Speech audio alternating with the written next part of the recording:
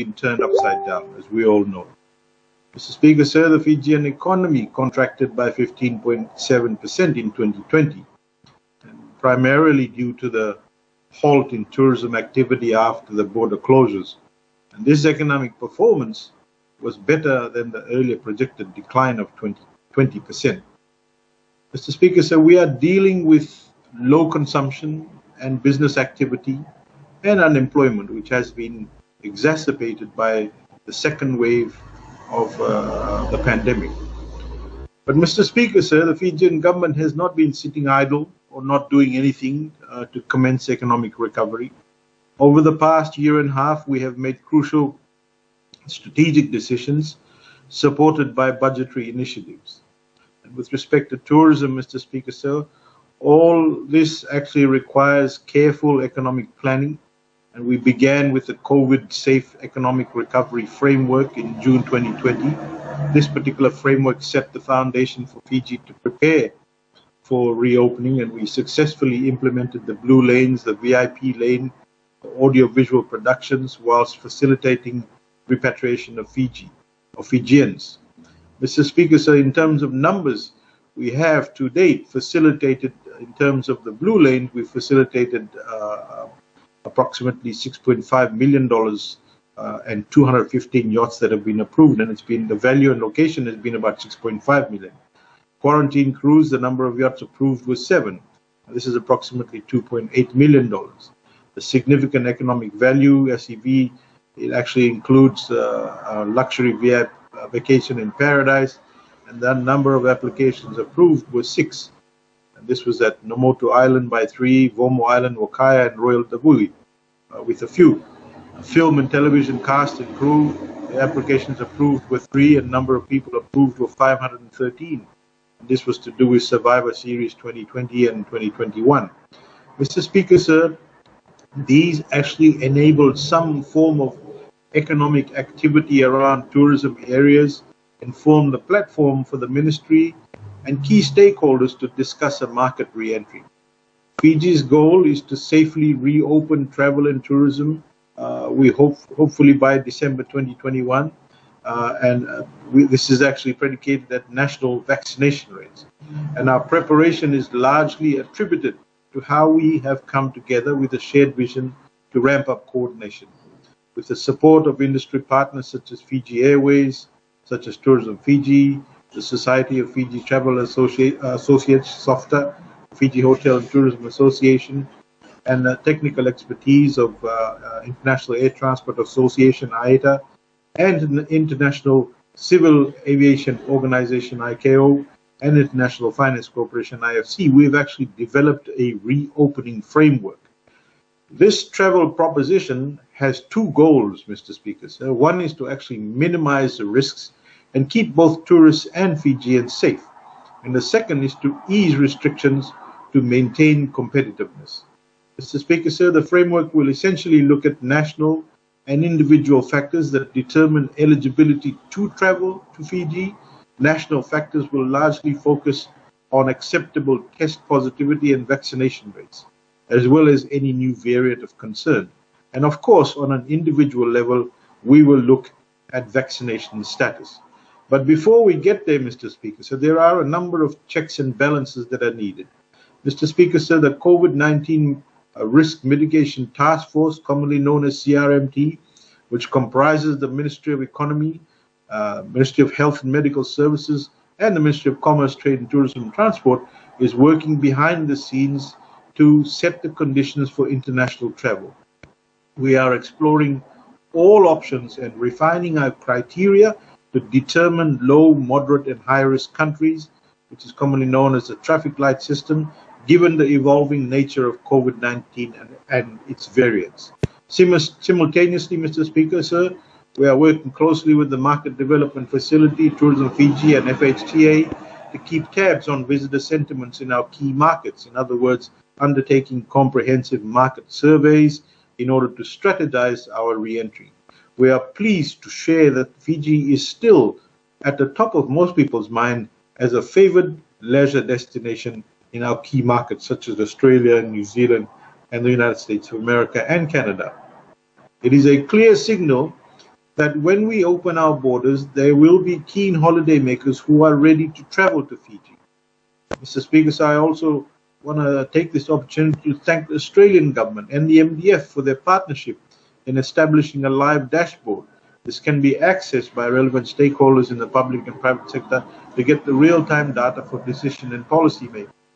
Mr. Speaker, sir, the tourism industry has received its 2021-2022 national budget positively and are confident that it provides a solid foundation for reopening. The majority of operators are reporting 100% vaccination status and putting in policies to ensure their suppliers and contractors are fully vaccinated as well. Fiji Airways, our national airline, has launched the Travel Ready program and are ready to fly. They've also been awarded the Diamond certification, which is offered only to airlines that provide hospital-grade health safety measures. It is the highest standard for travel safeguards in a COVID-19 world by the Airline Passenger Experience Association, APEX, and simplifying. Mr. Speaker, sir, to ensure our businesses are ready to receive tourists, we have our COVID-safe ambassadors visiting businesses and creating awareness on COVID-safe business operations. We are future-proofing our businesses and giving confidence to visitors that they will be safe in Fiji. We're also working on a travel portal, and through this portal we will offer visitors a seamless application process to enter the country. This will be a secured and a user-friendly portal similar to that of many other tourism destinations. Mr. Speaker, so last year Tourism Fiji embarked on the Care Fiji commitment, Fiji's destination-wide assurance to the health and safety of visitors. The CFC is a critical instrument in building trust, ensuring that businesses are ready to welcome visitors back in line with health and safety standards. The foundation built over the last year will now be enhanced to have in place certification of tourism operators to be compliant with safety protocols.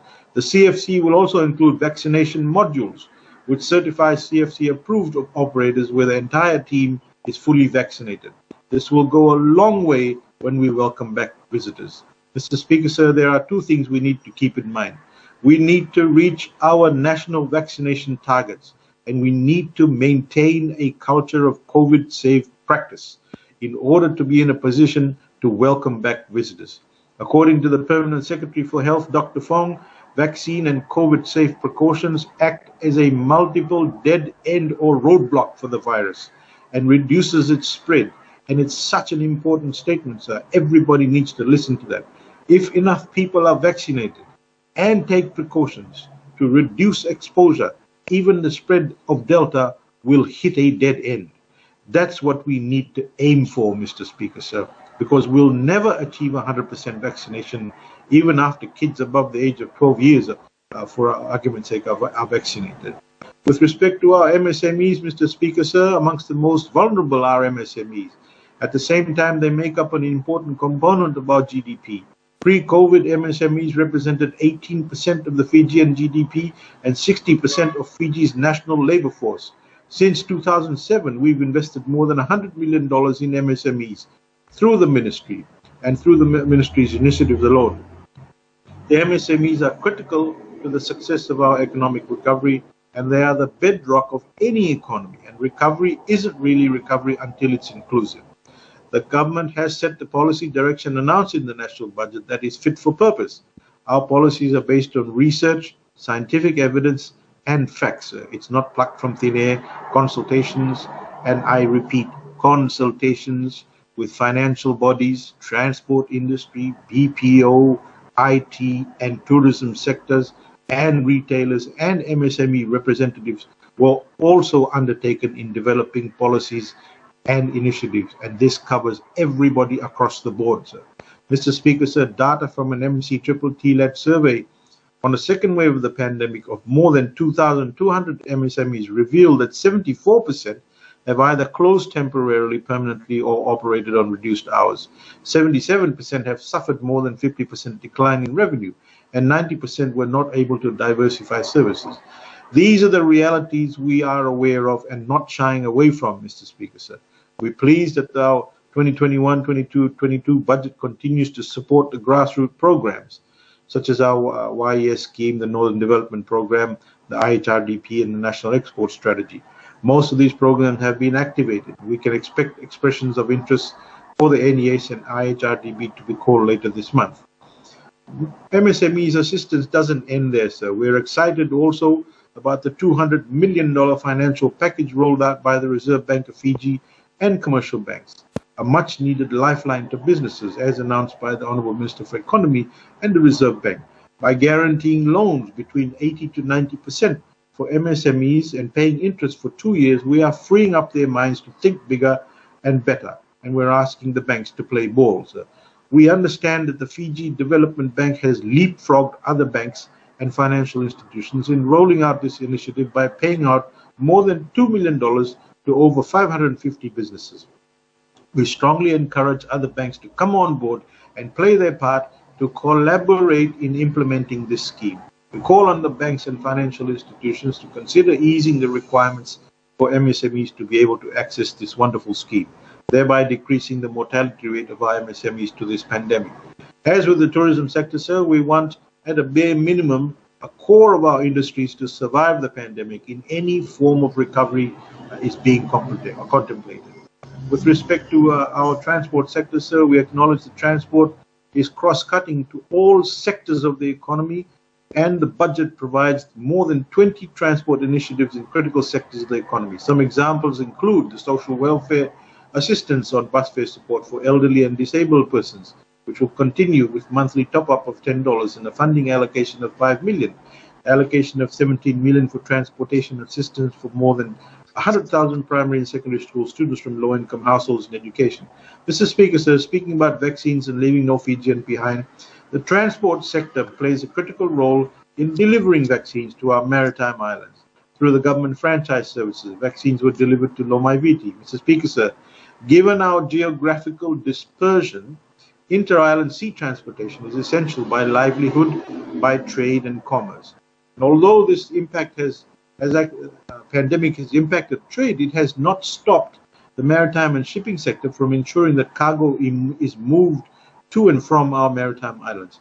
More than 600,000 tons of cargo has been moved for the economical routes, and these include cargo traded from routes like from Natowi to Nambualu and return, Suva to Sabsavu, Suva to Kandavu and return, and this is less than the cargo transported in previous years, but this is to be expected due to the indirect impact of the pandemic. As for the movement of cargo in uneconomical routes, more than 900 tons have been moved, and these are all cargoes traded under the government shipping franchise scheme, sir. The Ministry of Health, Ministry of Rural and Maritime Development, maritime agencies such as Fiji Navy, the Water Police, Fiji Ports, Itoke Affairs, in working together with all vessel operators to ensure that the work continues in terms of cargo being transported, and also with respect to emergency medical cases. And I commend them, sir, for all the assistance that they've rendered us in trying to keep the maritime areas free of COVID, and also the north, sir. And they're very strict with respect to their protocols. The exemption of foreign cargo ships also from acquiring coastal permits, etc., for faster movement. We all know that was mentioned in the budget. That again, sir, the sea route licenses are vetted and cleared in a timely manner by MSAF. Mr. Speaker, sir, to provide safe, efficient, reliable, affordable shipping, the government's shipping services is actually given budget for maintenance and operations of these 12 vessels.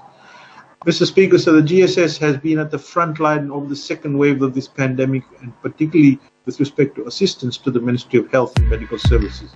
The MV Vueveti has been designated FEMAT hospital, provided medical services, particularly for non-COVID patients and emergency surgeries. Mr. Speaker, sir, as announced in the budget, also with respect to transport, if your vehicle registration had expired from July 2016, the amnesty of waiver of arrears of registration will be applicable for any renewals this financial year. The amnesty of waiver is extended to the following, and that is registration fees, ACCF fees, and road levy. Mr. Speaker, sir, in addition to these waivers and amnesties, the LTA has started to implement the 50% waiver of interest on all traffic infringement notices, and I urge those who are yet to clear their fines to please come forward and do so.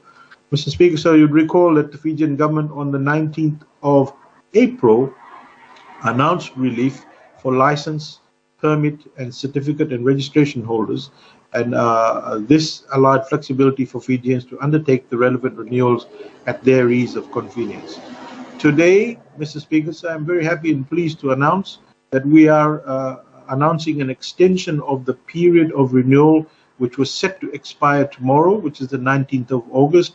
As we speak, the Solicitor General's office is gazetting the particular issue, sir. We will now be extending it to the 19th of October 2021. This extension applies to permits, licenses, and certificates or registrations. So, but vehicle owners, Honourable Speaker, sir, are urged not to actually wait till the 19th of October, but to renew the registration of vehicles as soon as they practicably can. This is in answer to the general public letting us know, etc., sir, and also in order to facilitate. So the extension now is from the 19th of August to the 19th of October 2021. That will give some relief to a lot of people. But again, sir, word of warning, please ensure that you get it done within that period instead of all turning up to the LTA on the 19th of October. In conclusion, Mr. Speaker, sir, all our efforts towards recovery of reopening are dependent on at least 500,000 Fijians being fully vaccinated, sir. That is not a statement that I make lightly, sir. We need to get back to work. We need to make our country feel good again. We need to ensure that 500,000 or so Fijians have been fully vaccinated.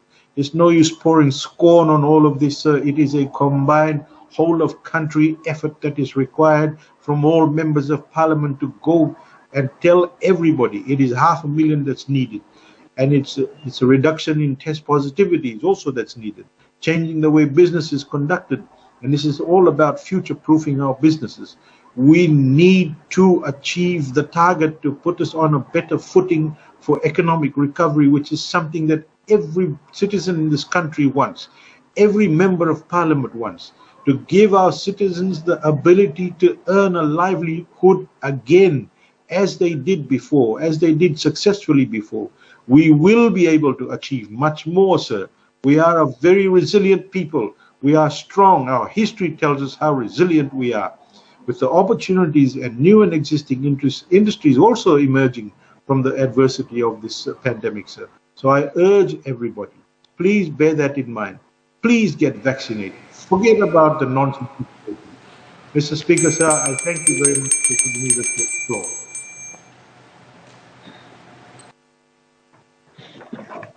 Thank you.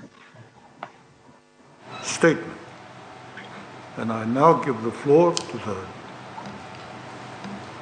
the designated speaker for the Leader of the Opposition, the Honourable William Ngawaka. You have the floor. Thank you, Mr. Speaker, sir. I thank the Honourable Minister for the ministerial statements. Honourable Speaker, yesterday the Honourable Minister indicated that 91% of the populace have had their first jab, and the second jab is somewhere around the 30s. Honourable Speaker, let's not be under any illusion.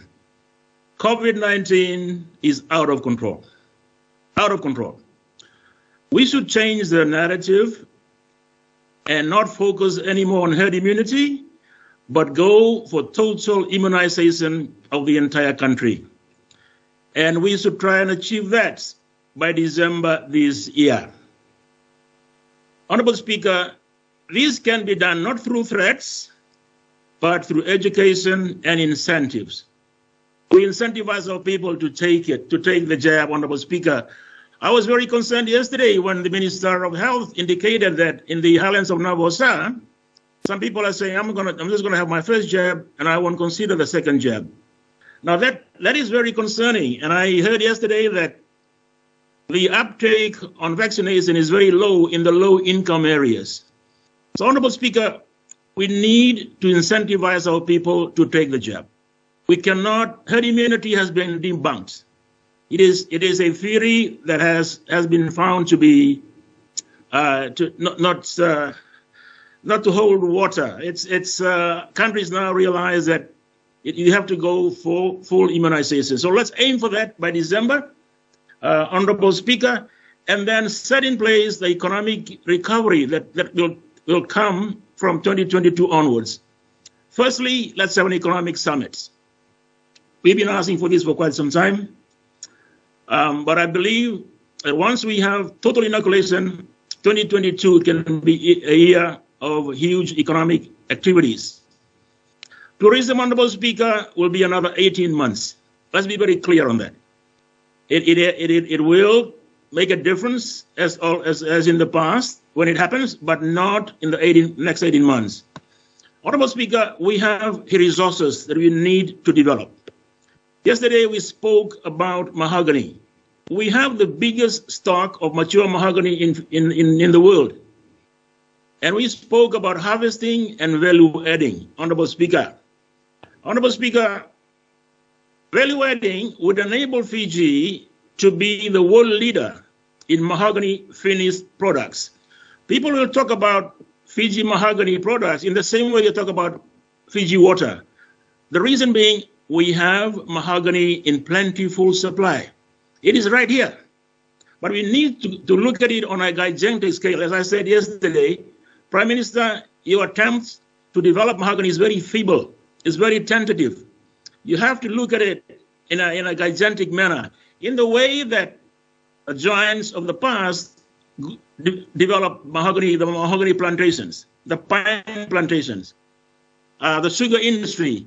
Honorable Speaker, it surprised me to learn, Honorable Speaker, that at one point, Lautoka Sugar Mill was the biggest in the Southern Hemisphere. So Fiji has been a giant in many areas. And here we have billions of dollars worth of mahogany that we cannot develop, we cannot turn into a major economic base for our country. We need to focus on resources. Tourism will come later, Honorable Speaker. Agriculture. Our Honorable Minister of Agriculture yesterday spoke about new initiatives, and Honorable Korean Rani rightfully pointed out that he has a habit of changing the conversation. Instead of delivering on what he promised, he comes up with new initiatives to change the conversation.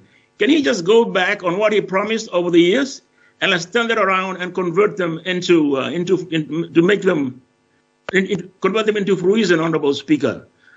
Honorable Speaker, we need to focus on our resources. Australia today is the strength of the economy. The Australian economy is because of its resource-based industries. It dwarfs manufacturing and everything else because they have minerals in plentiful supply, the iron ore. Here in Fiji, I say again, mahogany can make the difference for us, but we need to start thinking big, not the way the Prime Minister is going on, in a peaceful manner that he highlighted yesterday, Honorable Speaker. Honorable Speaker, we need, the first step, as I said from the beginning, is make sure we have 100% inoculation. It'll cost money, but we're not going to have a lockdown because we are told it'll cost $1 billion. But incentivizing people to be inoculated could cost much less, but bring in the sense of comfort to enable us to move forward in 2022.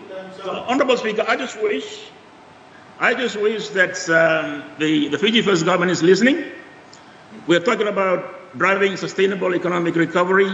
It can be done with vision, with the faith in our system, and reaching across the aisle. We are ready to be part of it in a bipartisan manner, Honorable Speaker. But unfortunately, if they continue this way, it'll be piecemeal, it'll be hot air, and we will not get the sustainable economic recovery that they continue to believe can happen in the way they are doing things, Honorable Speaker. That Honorable Speaker is our contribution from this side, Honorable Speaker. Much can be done, but leadership from the other side needs to take ownership of this, take the whole country forward, and we can overcome this pandemic and bring back economic activity into the country, Honorable Speaker. Thank you. I thank the honourable member for his contribution to the debate, and I give the floor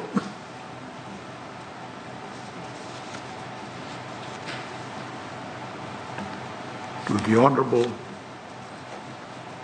Professor Biman Prasad. You have the floor. Thank you, Mr. Speaker. First of all, I also want to join Honourable Pio Tikonduandua and take this opportunity to wholeheartedly welcome back Honourable Nico Nawai Kola into the August House. Incidentally, Mr. Speaker, his victory in court yesterday is a very telling, and the third court ruling actually questioning the decision and the competence of the supervisor of elections. Mr. Speaker, we have only 5 minutes to respond to the ministerial statements. That's the rule. But Mr. Speaker, again, I want to emphasize that it is quite shameful that we don't have any single motion in this parliament to debate about government's response, whether it's economic recovery response, whether it's dealing with the COVID pandemic very specifically, in terms of public health response. That's the kind of debate we should have in this parliament. And unfortunately, we don't have the opportunity, and I can't go and look at what the minister has said in detail and respond to some of the proposals that he is making and the projections that he is making. Again, Mr. Speaker, it is quite entertaining how the government ministers are using this provision in the standing orders, when they give ministerial statements to actually talk about the budget provisions. And I know the Honourable Minister, actually, if I remember correctly, was quite arrogant and aggressive about refusing to answer certain questions in his head 34 during the Budget Committee of Supply. And yesterday, the minister actually took 20 minutes to answer the question, and this was almost like a ministerial statement. So, this Dorothy Dixer type question from the government is being used, and obviously, Mr. Speaker, the opposition doesn't have any response or the opportunity to respond to some of those. And but the people are not convinced with those lengthy answers. In fact, they get bored. Also, Mr. Speaker, let me say that, it appears that the ministers use this time to mop up and attempt to reshape opinion about, what was said in the budget, when really the real issue right now is how is public health impacting on economic recovery, on the demand in the economy, and everything that the minister said that they want to address rest on addressing the COVID pandemic, the public health issues, and building confidence. So the fact of the matter, Mr. Speaker, is the haphazard approach. Virus containment will only result in more containers, as I said the other day. Last night, Mr. Speaker, we have another 11 deaths reported by the Ministry of Health, while the virus has now hit Vanuatu. I was just reading New Zealand, on the other hand, with just one case, had gone into lockdown. The government, Mr. Speaker, has to admit that their strategy in dealing with the COVID-19 virus has failed. They must start from there, because part of the strategy, Mr. Speaker, in a crisis of this nature is to build confidence amongst the people. Mr. Speaker. If we didn't have, part of the reason why our projected growth was negative growth was slightly lower, from 21 it was 15%, because, Mr. Speaker, we had about $652 million in remittances from our family and friends and people walking around the world. This year again, Mr. Speaker, in the first 3 months, the remittances increased by more than 24% compared to the same period last year. So, imagine, Mr. Speaker, if we didn't have, that amount of remittances flowing into the country, the economic recovery, the demand would be, in a dire situation. So I think what we need, Mr. Speaker, is to build confidence in our public health strategy, our health facilities. And I haven't heard from government ministers talking about what is the government, because if we don't build confidence in the resources, in the facilities that we have in our health system, in our public health, delivery, addressing we are not going to get people to. Whoever is listening. Yeah, we are not going to build that confidence, and part of the reason, Run out of time. I mean, the conflict, Mr. Speaker, between the Ministry of Health and Ministry of. Go.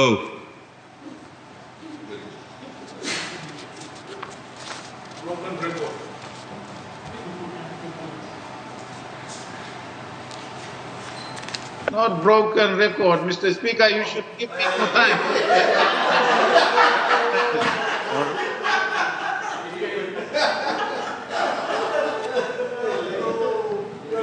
You can laugh about it. The people are listening. You can laugh about it. We move on. Secretary General. Laugh